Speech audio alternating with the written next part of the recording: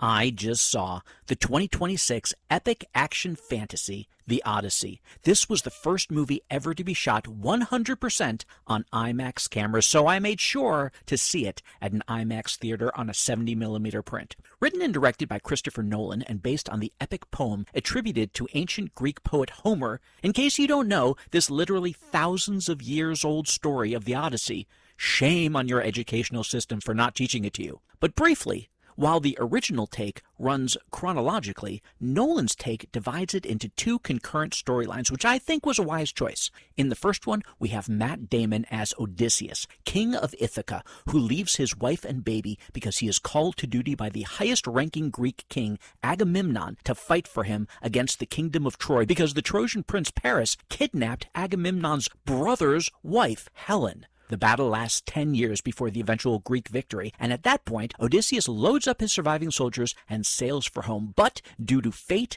the gods, and other obstacles, he's forced to journey for 8 years. Meanwhile, his wife, Queen Penelope, played by Anne Hathaway, and now teenage son, Telemachus, Tom Holland, are beset on by scores of rude and evil suitors who demand she choose one of them to marry and thus be the new king of Ithaca, since all are certain that Odysseus must be dead after all this time.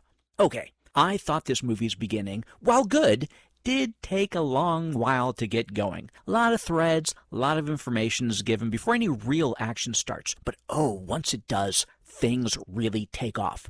I was actually surprised at different spots by just how engrossed I became. And isn't that what a good movie is all about? When you're so drawn in that after finally taking a breath, you realize that a half an hour or more has passed in what seemed like the blink of an eye?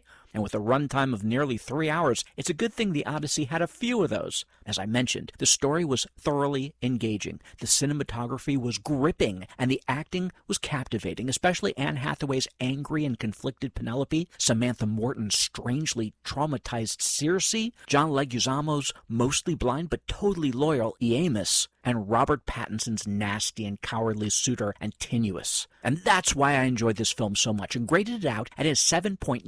And if you know Sixth Row Center's grading scale, you would know that a 7.5 to a 7.99 is fantastic. And yes, this movie was so freaking close to the excellent of an 8.0 that I can imagine upon further watches, and there will be further watches, that in itself the mark of a great movie, it might I say, get regraded higher. Of course, you never know. I might see flaws I missed on the first go-around to drag the score down. That's just how I roll. But for now, The Odyssey stands at the highest possible fantastic score I'm capable of giving, a 7.99. But don't take my word for it. Check it out for yourself and let me know what you think in the comments. Now I gotta run because the next movie I want to see is starting right this minute.